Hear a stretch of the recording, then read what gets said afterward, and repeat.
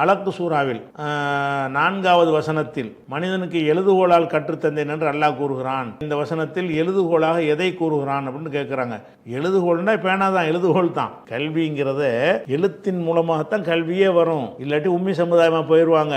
அப்ப அல்லாஹ் என்ன செய்யறான்னா, நூன் ஒல் கலமி ஒமாயிஸ்துரூன், கலம்டர் சூறா இருக்கு, அத்தியாயம் இருக்கு, பேனாவின் மீதும் பேனாவை கொண்டு எழுதுவார்கள் அதன் மீதும் சத்தியமாக சொல்லி அல்லாஹ் என்ன செய்யறான், அதை சொல்லி காட்டுறான். இந்த பேனா என்பது ரசூலுல்லாஹ்வுக்கு எழுத படிக்க தெரியாவிட்டால் கூட கல்வி உலகத்துக்கு கிடைக்க வேண்டுமாக இருந்தால் எழுத்து மூலம் தான் கிடைக்கும். பேனாவின் மூலமாக தான் கல்வியை கற்றுக்கொள்ள முடியும். பேனா எழுதவும் வாசிக்கவும் பேனா தானே அது உதவுது. பேனா இருந்தால் தானே ஒரு ஆணா இதாண்டு எழுத முடியும். அந்த வடிவத்தை மனசுல சேமிச்சு வைத்துக் கொண்டால் தானே அவனுக்கு வாசிக்க முடியும். அப்போ ஒன்றை வாசிப்பதற்கு எழுத்து தேவையா இருக்குது, எழுத்துக்கு பேனா தேவையா இருக்கிறது. அதனால இந்த பேனாவை ரொம்ப ரொம்ப என்ன செய்யறான் அல்லாஹ் சிலாகித்து சொல்றான். அப்ப முதல்ல வந்த வகையில அல்லாஹ் என்ன செய்யறான்னு கேட்டா, இக்ரா நீ ஓது, ரப்புக்கல் அக்ரம், உமது இறைவன் சங்கைக்கு உரியவன், அல்லது அல்லம பில் கலம், பேனாவின் மூலம் அவன் கற்றுத்தந்தான், அல்லமல் இன்சான மாலம் யாலம், மனிதன் அறியாதவற்றை எல்லாம் மனுஷனுக்கு கற்பித்தான். அப்ப கல்விங்கிறது எழுத்தை கொண்டுதானே இருக்கிறது. எழுத்தை கொண்டு இருந்தாலும் எழுதுவதற்கு பேனா தானே வேணும். பேனா என்பது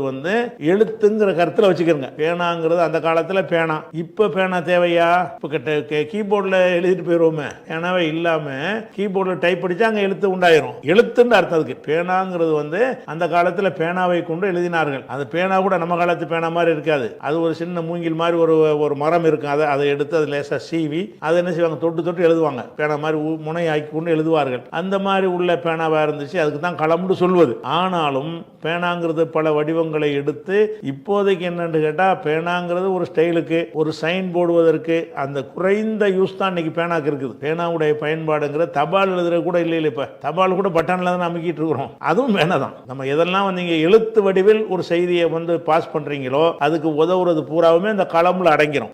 அதை கொண்டுதான் கற்றுக் கொடுக்க முடியும்னு என்ன செய்யறான் அல்லாஹ் சொல்லி காட்டுறான். அவ்வளவுதான்.